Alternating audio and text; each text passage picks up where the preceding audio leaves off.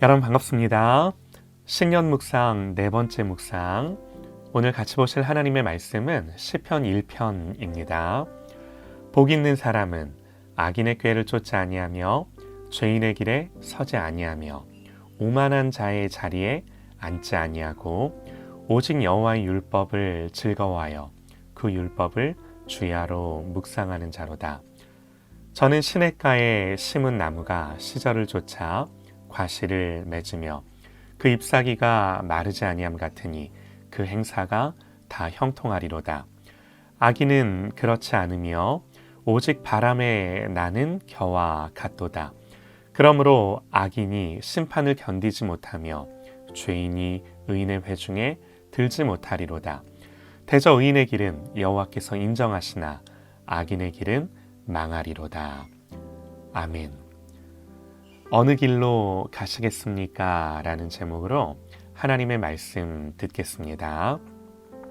연초 혹은 연말이 되면 우리는 한결같이 새해 복 많이 받으세요 인사합니다.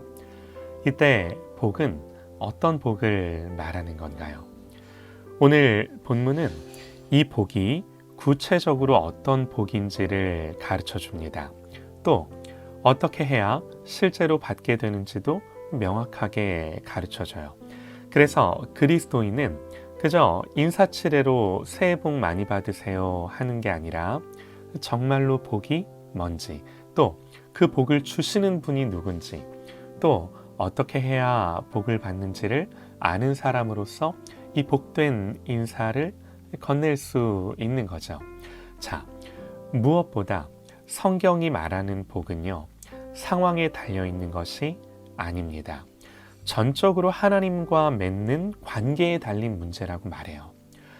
성경은 하나님과 바른 관계 속에 있는 사람을 복 있는 사람, 그 사람을 행복한 사람이라고 말하고, 그 반대로 하나님과 바른 관계를 맺지 못한 사람, 본문에서는 악인, 죄인, 오만한 자라고 지칭을 하는데요. 이런 사람을 가장 불행한 사람이라고 말하는 거죠.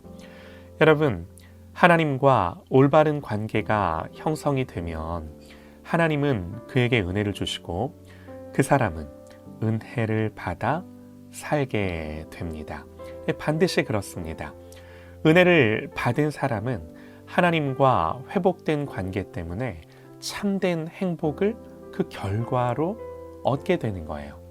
이 땅의 불안함이 아니라 하나님으로부터 오는 안정감과 하늘의 평화를 누리는 거예요.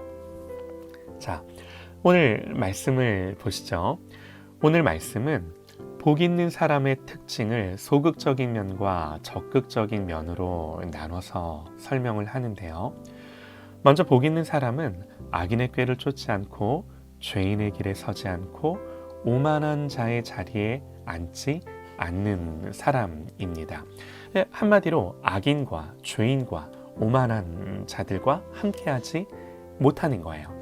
여러분, 왜 이런 줄 아십니까? 이게요, 너무나 당연한 말이에요. 예를 들면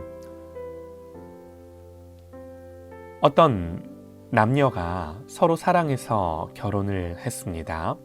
그런데 한 사람이 예수를 믿게 됐어요. 한 사람은 여전히 예수를 모릅니다. 이제 둘 사이에는 예전과 같은 깊은 결속이 불가능해지게 됩니다. 왜냐하면요, 사람의 가장 깊은 이 속에 있는 생각과 인생의 의미와 목적과 뜻이 도무지 맞지가 않는 거예요.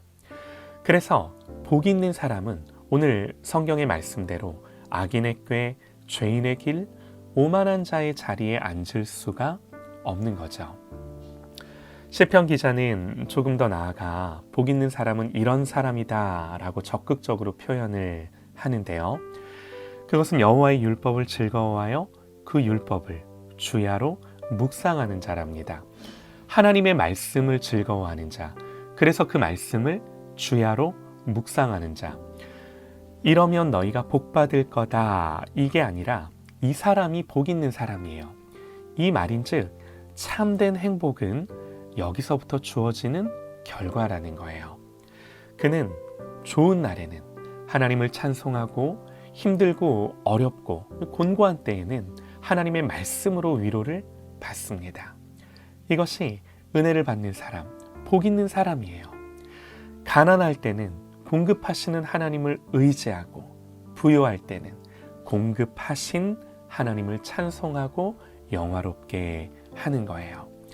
그래서 성경은 복 있는 사람을 나무에 비유하는데요.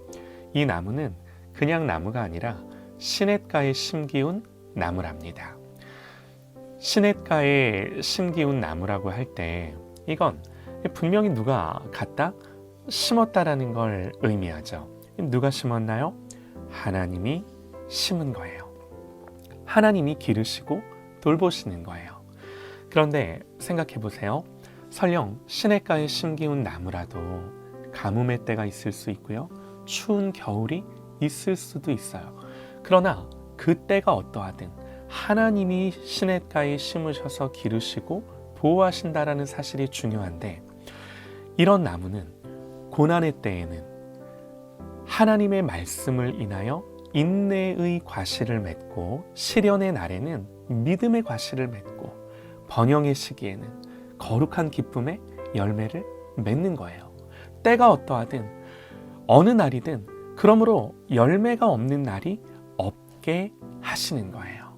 하나님은 그 인생의 모든 날들의 열매로 달리게 하시는 줄 믿습니다.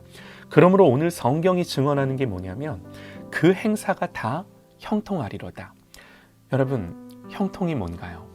성경은 고난이 없는 인생을 형통하다 말하지 않습니다.